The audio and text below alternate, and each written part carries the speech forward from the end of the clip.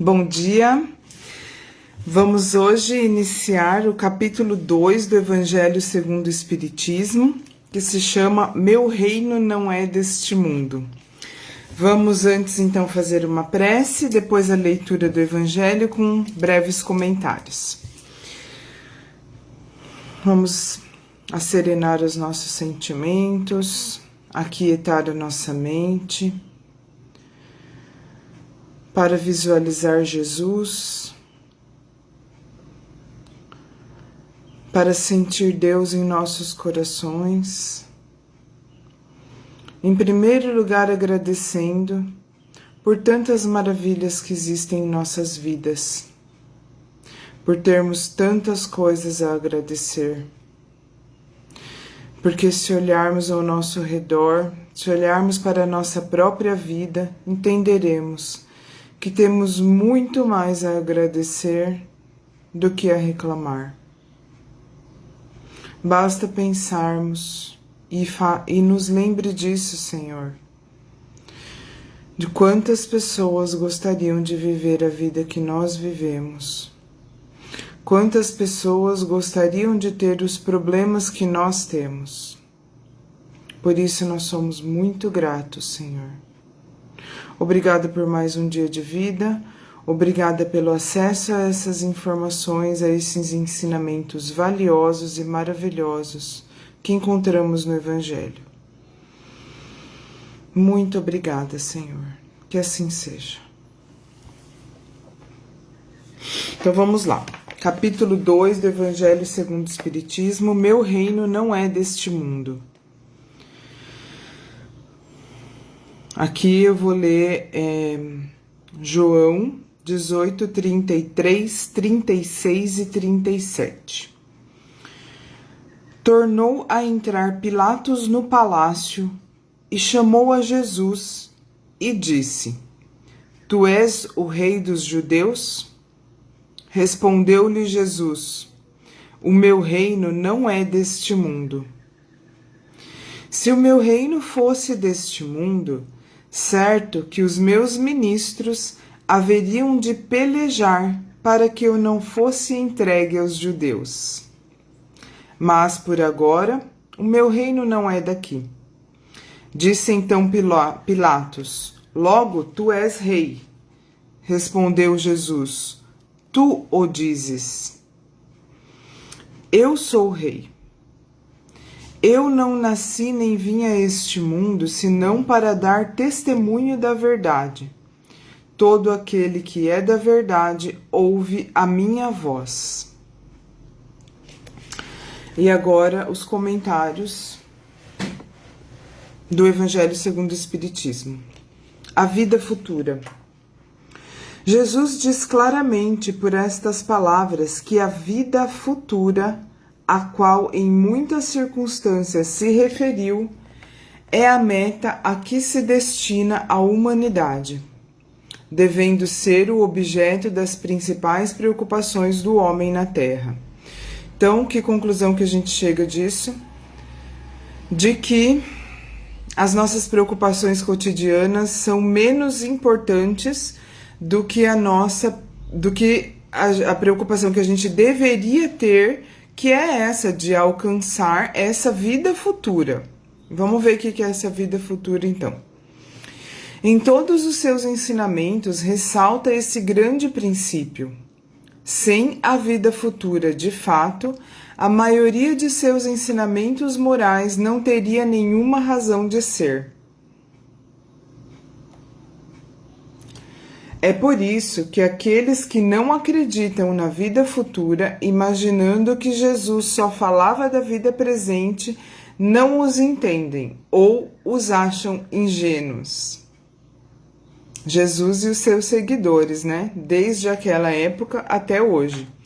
Então, aqueles que não acreditam na vida futura, que acham que a vida é essa daqui, aquela velha história de que a vida é uma só. A vida é uma só, né? E de que só existe essa vida material enquanto estamos aqui encarnados e que é nisso que a gente deve se concentrar. Então, quem pensa assim, imagina que o Jesus fala é besteira, Para que tudo isso se o que importa é acumular bens, ter conforto, porque é isso que a gente pode conquistar na vida material, na vida atual e não na vida futura, né? Nessa vida momentânea, que o que de melhor nós podemos ter? Saúde, graças a Deus. Saúde sim vale a pena, porque quanto mais tempo nós nos mantivermos com saúde e com vida material, mais nós podemos trabalhar em prol de conquistar uma boa vida futura. Então, mas quando a gente não enxerga essa vida futura, o que a gente vê só nesse momento da nossa existência é a possibilidade de acumular bens materiais e ter conforto. O que mais nós podemos querer? Fama, talvez, reconhecimento do mundo, né? Mas existe algo muito mais importante para a gente se preocupar do que isso, que é o que está dizendo aqui o Evangelho. Quem não pensa assim, então, retomando aqui, é por isso que aqueles que não acreditam na vida futura, imaginando que Jesus só falava da vida presente, não entende. É impossível entender o que Jesus diz se ele estivesse falando só da vida material. Seria impossível, seria sem sentido. Este dogma pode, portanto, ser considerado como o principal ponto do ensinamento do Cristo. Por isso foi colocado como um dos primeiros, no início desta obra, pois deve ser o objetivo de todos os homens. Apenas ele pode justificar as anormalidades da vida terrena e ajustar-se de conformidade com a justiça de Deus. Vou até ler de novo essa parte aqui. Então, essa questão da vida futura, das possibilidades de conquistar uma vida independente da vida material, foi colocado como um dos primeiros no início do Evangelho, pois deve ser o objetivo de todos os homens. Apenas ele pode justificar as anormalidades da vida terrena. Gente, uma pessoa que tem um mínimo de consciência, um mínimo de amor, de senso de justiça, entende que nós estamos vivendo uma vida de tormentos. Se a gente olhar ao nosso redor, nesse mundo que a gente vive, a gente vai achar que não tá tudo bem mesmo. Não pode ser só isso. Não tem como você ficar tranquilo se você imaginar que a vida é só isso. A única forma de a gente olhar para as injustiças, para aquilo que parece injustiça aos olhos dos homens, né? Se a gente olhar para as tristezas, para as mazelas, para as dificuldades que esse mundo impõe a nós e impõe a todos os seres humanos que vivem aqui, só faz sentido a gente olhar para tudo isso e continuar entendendo a vida, vamos dizer assim, se a gente enxergar que existe algo além. Então, as anormalidades, vamos entender essas anormalidades que está dizendo aqui como as injustiças, como as tristezas, porque o ser humano, ele existe para ser feliz, para ser bom, para ser belo, para ser justo. E por que isso não acontece? Porque não é aqui a verdadeira vida. Aqui é só uma passagem pela qual nós estamos momentaneamente, na qual nós estamos momentaneamente e que serve de aprendizado para bem viver esta vida futura. Apenas ele pode justificar as anormalidades da vida terrena, esse conceito, essa ideia, e ajustar-se de conformidade com a justiça de Deus. Porque se a gente não entende isso, essa vida futura, que vai explicar melhor aqui, nós estamos só começando esse segundo capítulo do Evangelho, que fala que meu reino não é desse mundo, então ela vai ser melhor explicada. Mas se nós não compreendermos isso, não faz sentido, parece que Deus não é justo. Porque se você acredita em Deus, você tem que pensar que ele é bom, que ele é justo. E se ele não for perfeito, ele não é Deus, certo? E se Deus existe, ele é perfeito, por que de tanta coisa difícil que parece injusta ao nosso redor. Mas é por isso, é porque isso é só um pedacinho, é como se você visse uma partezinha. Por exemplo, esse quadro aqui é um palhacinho andando em cima de uma corda bamba, tal, tocando violão e feliz mesmo assim. Mas enfim, vamos supor que você só visse aqui, esse pedacinho, esse quadradinho aqui, ó. Só o pezinho dele em cima da corda bamba. Você não ia conseguir visualizar que ele está feliz, que é um palhaço, que ele está tocando mesmo estando na corda bamba. Então, é como se a vida terrena fosse só esse pedacinho aqui do quadro. Só esse pedacinho aqui do quadro. E a gente não consegue, não enxerga sentido. Se você falasse assim, não, mas é alguém que está feliz em cima da corda bamba. Porque a primeira impressão que vai passar é, nossa, tem alguém andando na corda bamba, deve estar sendo muito difícil, muito... Se você imaginasse o resto do corpo da pessoa, você ia imaginar ela tensa, nervosa, mas não, ele tá felizão lá. Você jamais imaginaria isso se você visse só esse pedacinho aqui do quadro. E é assim, a vida aqui na Terra é só um pedacinho do quadro. Faz sentido quando você enxerga ele inteiro. Por isso que as coisas parecem, aos olhos de quem só enxerga o mundo material e a vida na Terra, parece tudo muito sem sentido e sem justiça, e parece até que Deus não existe. Porque se ele existe, ele é perfeito, justo, bom. E se ele é perfeito, justo, bom, então como que acontece tanta coisa injusta no planeta? É porque não é.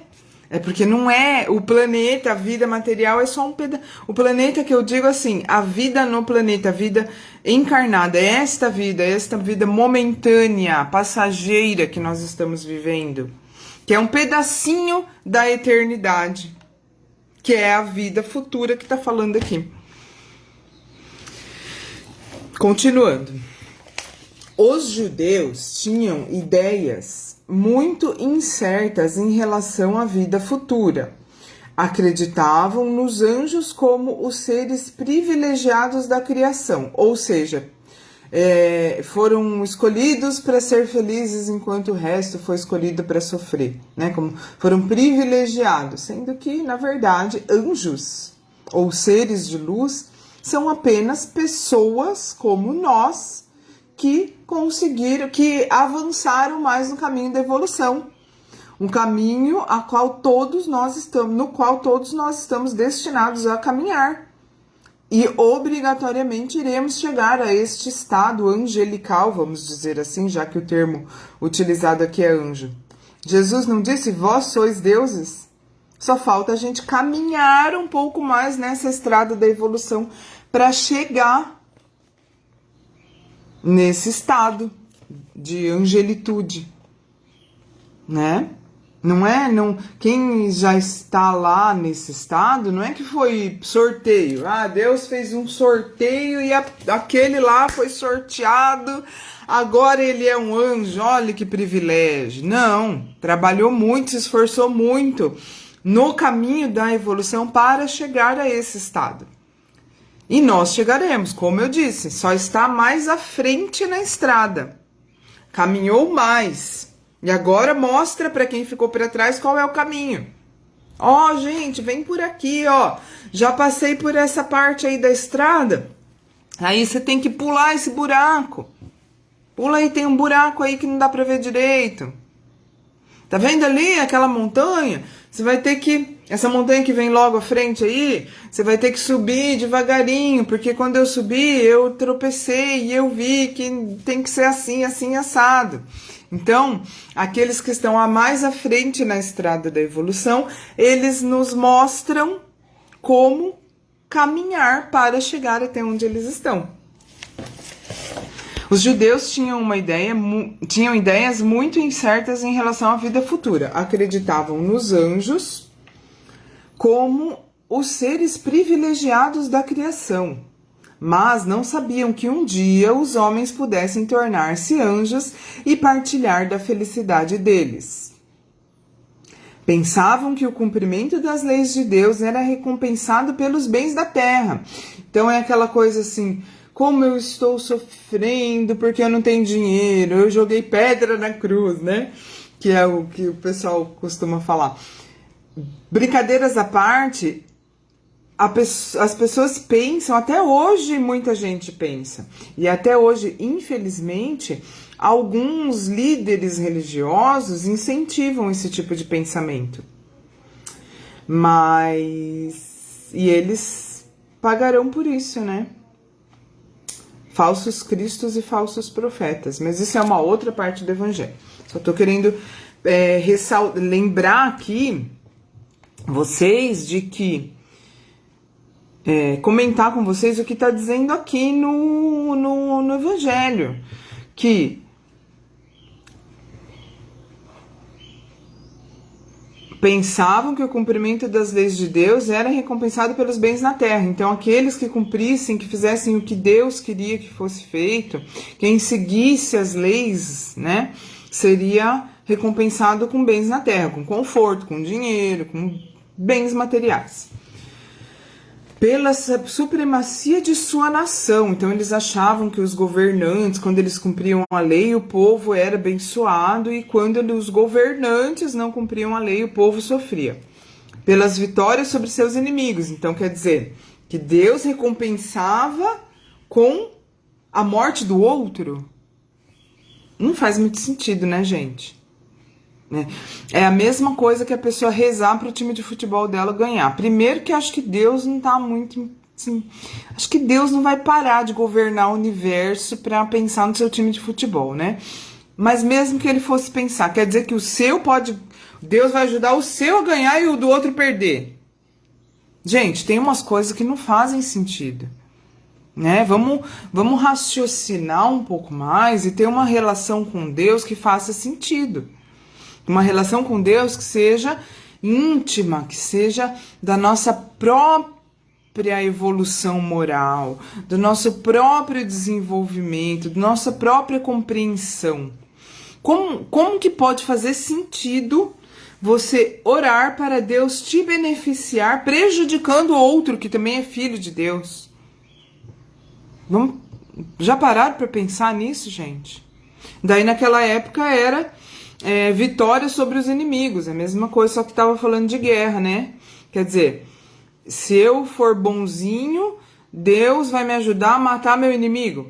Deus vai me ajudar que o meu time ganhe do meu inimigo, do torcedor do outro time perca. Né? Faz sentido isso, gente? Enquanto as calamidades coletivas e as derrotas eram o castigo de sua desobediência àquelas leis. Moisés não poderia dizer mais a um povo pastor, inculto, que devia estar interessado antes de mais nada nas coisas deste mundo. Então, quer dizer, está dizendo aqui, como já disse lá no capítulo 1, já explicou essa parte, mas vamos retomar rapidamente aqui para vocês compreenderem o porquê que está falando de Moisés aqui. Porque a lei que Moisés trouxe aos homens, que está no Antigo Testamento... era uma lei, tirando os 10 mandamentos, que foram realmente uma revelação divina, o restante ele atribuiu à divindade, porque era a única forma de fazer, pelo temor a Deus, que as pessoas daquela época respeitassem as leis. Então, aqui está dizendo, Moisés não poderia dizer mais. Então, ele não podia explicar melhor, ir mais a fundo, ele tinha que falar para as pessoas daquela época que era desse jeito, que os bens da terra seriam dados àqueles que cumprissem a lei.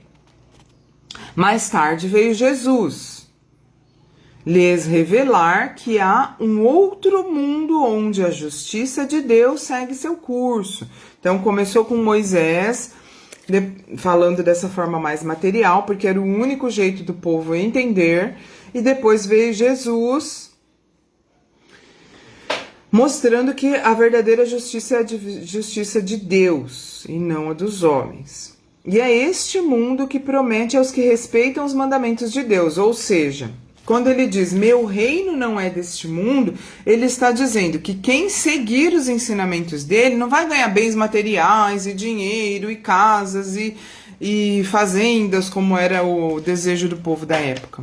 Quem seguir os ensinamentos dele vai ganhar a justiça de Deus, o reino futuro, a vida futura, o reino de Deus, o reino que não é deste mundo. Então Jesus veio para esclarecer isso que Moisés tinha trazido antes. Mais tarde veio Jesus lhes revelar que há um outro mundo onde a justiça de Deus segue seu curso. E é este mundo que promete aos que respeitam os mandamentos de Deus e onde os bons acharão sua recompensa. Não cabe, gente, aquela ideia de que, nossa, aquele lá é tão mau e ele é tão próspero e eu que sou tão bom não tenho bens materiais. Mas é que não é, a recompensa que Jesus prometeu não é nesse mundo. A gente não tem que esperar a recompensa material, porque a recompensa não é material. O material, seja ele abundante ou seja ele escasso, não passa de provas pelas quais nós passamos aqui na Terra. A prova da escassez, que é difícil, e a prova da abundância, que é mais difícil ainda. Porque é mais difícil você se ligar às coisas espirituais tendo muitos bens materiais. Porque as facilidades da vida material dificultam o acesso ao espiritual. Mas depois nós vamos ver mais para frente aqui no Evangelho, a gente continuando a estudar o Evangelho, vai chegar naquela famosa frase de Jesus, de que é mais fácil um camelo passar no buraco de uma agulha do que um rico entrar no reino do céu, que é muito mal interpretada, mas nós vamos conversar sobre isso mais pra frente. Só trazendo aqui agora essa ideia de que os bons acharão sua recompensa no reino de Deus e não no reino dos homens. Esse mundo é o seu reino. É lá que Jesus está em toda a sua glória e para onde retornou ao deixar a terra. No entanto, Jesus, ajustando seu ensinamento ao estado dos homens de sua época, julgou conveniente não lhes dar uma luz completa. Então, Jesus, muita coisa ele deixou, vamos dizer assim, nas entrelinhas. Ele falou por parábolas, ele deixou ensinamentos incompletos, porque era para a gente compreender mais tarde, de acordo ao nosso adiantamento intelectual e moral, que eu não sei se hoje nós ainda estamos prontos para entender. Digo nós, assim, humanidade como um todo, tá? Que é o que eu falei, se vocês... que é o que eu comentei no sábado passado, na véspera da Páscoa. Vejam lá se vocês quiserem.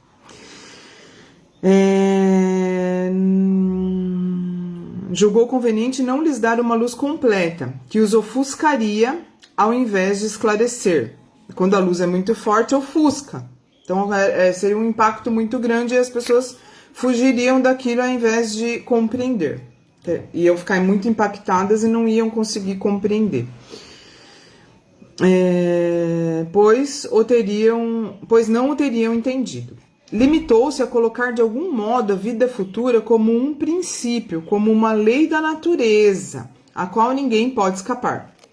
Aquele que crê acredita de algum modo numa vida futura, mas a ideia que muitos fazem disso é pouco clara, incompleta e por isso mesmo, em muitos pontos, falsa. Para uma grande maioria é apenas uma crença sem certeza absoluta, daí as dúvidas e até mesmo a incredulidade. O Espiritismo veio completar nesse ponto, como em muitos outros, os ensinamentos do Cristo, quando os homens já estavam maduros para compreender a verdade. Então, aquilo que a gente falou lá no primeiro capítulo do Evangelho segundo o Espiritismo. Primeiro Moisés, depois Cristo, depois a codificação espírita que veio explicar melhor essas coisas que Jesus deixou ocultas por falta de capacidade das pessoas de entenderem as coisas mais espirituais na época. Então, já estavam maduros para compreender a verdade. Com o Espiritismo, a vida futura não é mais um simples artigo de fé, daquelas que você tem que acreditar porque sim. Não, o Espiritismo veio tirar esse porque sim e explicar. Deixou de ser uma incerteza. É uma realidade material demonstrada pelos fatos. São as testemunhas oculares que vêm descrevê-la em todas as suas fases e em todos os seus detalhes. Essas testemunhas oculares são os espíritos que se comunicaram com os médiuns que vieram trazer a codificação espírita que Allan Kardec realizou. São as testemunhas oculares que vêm descrevê-la em todas as suas fases e em todos os seus detalhes, de tal modo que não há mais possibilidade de dúvidas, e a mais simples das inteligências pode compreendê-la sob seu aspecto verdadeiro, tal como imaginamos um país do qual lemos apenas uma descrição detalhada. Assim é que essa descrição da vida futura é de tal maneira mostrada, são tão racionais as condições de existência feliz ou infeliz dos que lá se encontram, que reconhecemos não poder ser de outra forma e que, afinal, aí reside a verdadeira justiça de Deus. Para mim, Ana Paula, só fez sentido entender Deus, acreditar em Deus, quando eu me deparei com as explicações do Espiritismo. Por quê? Porque até então parecia para mim que Deus não existia. Por quê? Porque se Deus existisse, ele seria perfeito. Se ele seria perfeito, ele seria justo. Se ele seria justo, as injustiças que eu enxergava ao meu redor não existiriam. Então foi quando eu compreendi as explicações do Espiritismo que eu percebi que Deus existia e que a justiça estava acontecendo, mesmo que aos nossos olhos materiais não parecesse. Então, o que eu quero dizer para finalizar aqui é que o Espiritismo traz a fé raciocinada, aquilo que a nossa razão compreende. Nós, no Espiritismo, nós não somos obrigados a acreditar em nada que não faça sentido racionalmente. Então, aquilo que eu falei antes, não existe no Espiritismo porque sim ou aquela resposta que eu mesma recebi em outras religiões quando eu estava procurando respostas. Eu sempre estou procurando respostas, mas quando eu estava procurando respostas fora do Espiritismo, que eu recebi muitas vezes a resposta: isto é um mistério e não nos cabe perguntar, e até como se fosse errado querer saber. Errado perguntar, errado questionar. No Espiritismo, não. No Espiritismo, essas respostas, se não existirem, que eu até hoje não me deparei com uma que não exista, no Espiritismo até hoje ainda não tive uma pergunta que não foi respondida, o máximo que pode acontecer é nós ainda não sabemos, nós ainda não conseguimos entender, mas você não precisa acreditar se não é explicado. Então, com essa ideia da vida futura, que é muito consoladora, vamos dizer assim, a gente finaliza aqui. É muito consoladora porque ela faz as coisas terem sentido, fazem o mundo parecer que tem uma lógica e uma razão de ser, mesmo que ainda não seja totalmente compreensível no sentido dos porquês, né? Tá bom? Então, vamos finalizar com uma prece, como sempre, agradecendo por mais um dia de vida, por mais uma oportunidade de pensar, sentir e falar coisas boas, e pedindo, Senhor, que sempre nos lembre de todas as vezes que mudamos de opinião, de tantas vezes que precisamos ser perdoados, de tantas vezes que nos arrependemos, de tantas vezes que fizemos escolhas e tivemos ações que antes havíamos condenado, e que no momento em que fizemos, condenado em outros, e que no momento em que fizemos achamos boas. Então, lembrando de tudo isso, que possamos ter amor por todos os nossos irmãos, mesmo aqueles que agem de formas que não concordamos, que se apresentam de formas que não gostamos. Pois diante dessa compreensão e dessa lembrança de que nós mesmos já mudamos de opinião e já agimos de formas que antes achávamos erradas, depois começamos a achar certas, ou agimos de forma que achamos erradas e nos arrependemos. Lembrando de tudo isso, fica mais fácil amar a todos. E é isso que nós precisamos.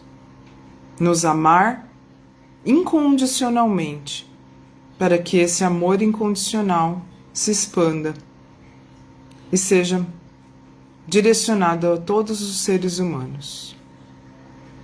Que a compreensão do Evangelho e das palavras de Jesus não seja apenas intelectual em nossas vidas, e sim que possamos em ações, palavras e pensamentos seguir os ensinamentos de Jesus. Que assim seja. Um beijo para vocês. Bom dia, Bárbara. Que bom ter você aqui. Fiquem todos com Deus e a gente amanhã continua. Tchau, tchau.